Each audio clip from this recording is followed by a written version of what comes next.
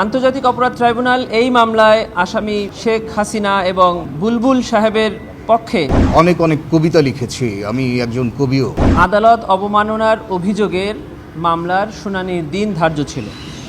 এই মামলায় ইতিপূর্বে আন্তর্জাতিক অপরাধ ট্রাইব্যুনাল থেকে সিনিয়র অ্যাডভোকেট AY মশিউজ্জামান সাহেবকে মামলায় সহায়তা করার জন্য অ্যামিকাস কিউরি হিসেবে নিয়োগ দেওয়া হয়েছেন। তিনি আজকে ট্রাইব্যুনালে হাজির হয়েছিলেন এবং মামলায় প্রস্তুতির জন্য উনি 1 সপ্তাহ সময় চেয়েছিলেন। ট্রাইব্যুনাল সেটা মঞ্জুর করে এই মামলা পরবর্তী শুনানির তারিখ 2রা জুলাই 2025 দিন ধার্য করেছে। আন্তর্জাতিক অপরাধ ট্রাইব্যুনাল এই মামলায় আসামি শেখ হাসিনা এবং বুলবুল সাহেবের পক্ষে জনাব আমিনুল গনি টিটু সাহেবকে স্টেট ডিফেন্স হিসাবে এঙ্গেজ করেছিলেন। তিনিও আজকে ট্রাইব্যুনালে উপস্থিত ছিলেন। তবে তিনি আজকে ট্রাইব্যুনালে উপস্থিত হয়ে ট্রাইব্যুনালের প্রতি কৃতজ্ঞতা পোষণ করেছেন ওনাকে স্টেট ডিফেন্স হিসাবে এঙ্গেজ করে সম্মান দেখানোর জন্য।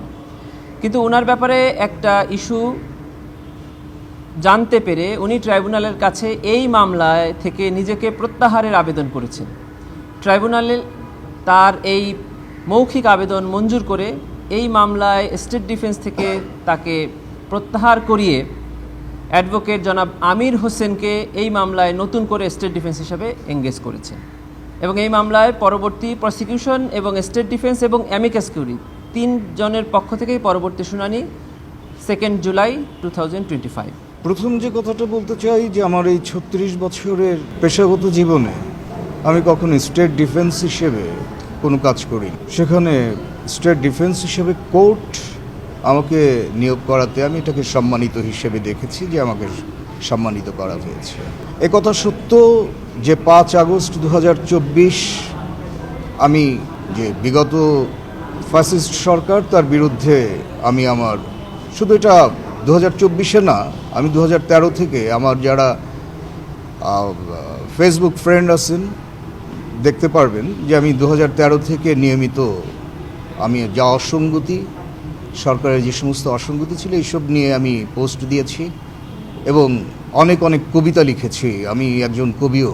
তো যেহেতু এটা শেখ হাসিনার বিরুদ্ধেই মামলা আর আমাকে অ্যাকচুয়ালি কন্টেম্পট পিটিশন হিয়ারিং করবার জন্য এখানে এনগেজ করা হয়েছিল, মূল মামলা নয়। তো কন্টেম্পট পিটিশন এটা হিয়ারিং করবার জন্য আমি প্রস্তুতি নিয়ে এসেছিলাম। যেহেতু কোর্ট থেকে এটা প্রশ্নটা উত্থাপিত হয় যে কনফ্লিক্ট অফ ইন্টারেস্টের কথা, সে বিবেচনা করে এথিক্যাল দিক বিবেচনা করে আজকে আমাকে প্রত্যাহার করেছি।